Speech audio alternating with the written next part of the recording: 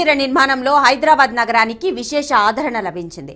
Old బోయిన్పల్లికి చెందిన శిల్పి రామలింగాచారి అష్టకళ నైపుణ్యం ద్వారా శ్రీరాముని పాదముద్రికలను తయారు చేయించారు.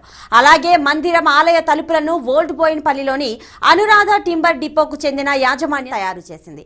ఇంతటి అదృష్టం హైదరాబాద్ నగరానికి దక్కడం చాలా సంతోషంగా ఉందని అంటున్న శిల్పి రామలింగాచారితో మా ప్రతినిధి ప్రవీణ్ ఫేస్ టు ఫేస్. ప్రఖ్యాతిగాంచినటువంటి అయోధ్య రాముని యొక్క పాదాలను తయారు చేసే అదృష్టం హైదరాబాద్ నగరానికి లభించడం ఎంతో అదృష్టకరం. అలాగే ఈ యొక్క రాముని సాక్షాత్తు రాముని యొక్క పాదాలను తయారు చేయడం మన హైదరాబాద్ ఓల్డ్ బోయిన్పల్లిలో ఉన్నటువంటి ఈ యొక్క రామలింగాచారి గారి అదృష్టాన్ని భావిస్తున్నారు. రామలింగాచారి గారు మనతో పాటు ఉన్నారు. ఒకసారి వాళ్ళతో పాటు అడిగి తెలుసుకుందాం. నమస్తే సార్. నమస్కారం అండి సార్.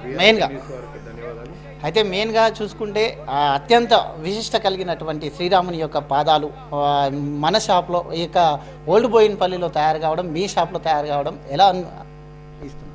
పాదుకలు తయారు చేయడానికి అయోధ్య నుంచి ఆర్డర్ రావడం అంటే మాది మామూలు విషయం కాదు. లేదు మేము ప్రయత్నం చేస్తే వచ్చేది కాదు, లేకుంటే ఎవరితోటో మనం ఏమైనా చేపిస్తే కూడా అయ్యే పని కాదు.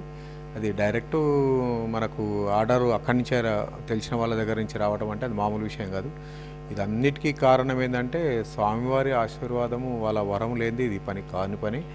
ఈ పని చేయడానికి మాకు ఆ వరం ఇచ్చినట్టే స్వామివారు. రెండు తెలుగు రాష్ట్రాల్లో మీరు చేసినటువంటి ఇంకా ఫేమస్ ఆలయాలు ఏమైనా ఉన్నాయా? తెలుగు రాష్ట్రాలంటే మేము 2012లో యాదగిరిగుట్ట 12 నుంచి 13 వరకు యాదగిరిగుట్ట గర్భగుళ్ళు ఉన్న ఉత్సవమూర్తులు కానీ, మూల విరాట కవచాలు కానీ, సింహాసనాలు కానీ, కళ్యాణ పీఠాలు కానీ, తర్వాత వచ్చేసి అభిషేక పీఠాలు కానీ, టోటల్ లోపల గర్భగుళ్ళ ఐటమ్స్ మొత్తం మేము తయారు చేసినాం విగ్రహాలకు సంబంధించి. దాని తర్వాత వచ్చేసి మన ఏడుపాయల గుడి వనదుర్గ అమ్మవారిది, అక్కడ దేవస్తంభంగా మేమే చేసినాము.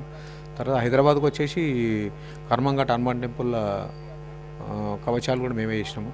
దాని తర్వాత తిరుమల పైన ఉచిత బస్సులు ఉంటాయి లోకల్ సిటీ చూడటానికి, దానికి అలంకరణ సంబంధించిన బ్రాస్ ఐటమ్ మొత్తం మేమే చేసినాము.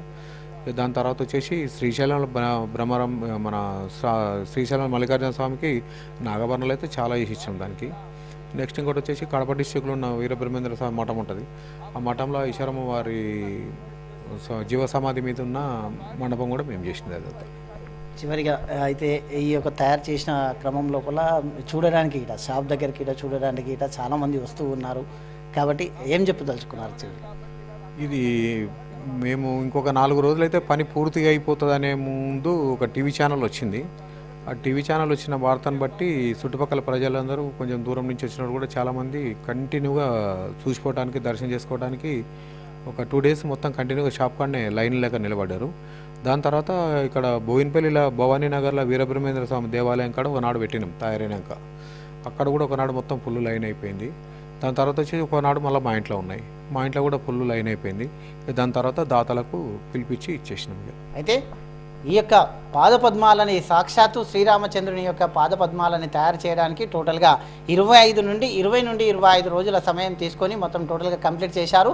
అయితే పంచలోహాలతో తయారైనటువంటి ఈ యొక్క పాదాలు మన తెలంగాణ రాష్ట్రం హైదరాబాద్ నుండి వెళ్ళడం గర్వంగా ఉంది అని గిట్లా చెప్తూ ఉన్నారు. కెమెరామ్యాన్ కోటితో ప్రవీణ్, VRK న్యూస్, హైదరాబాద్.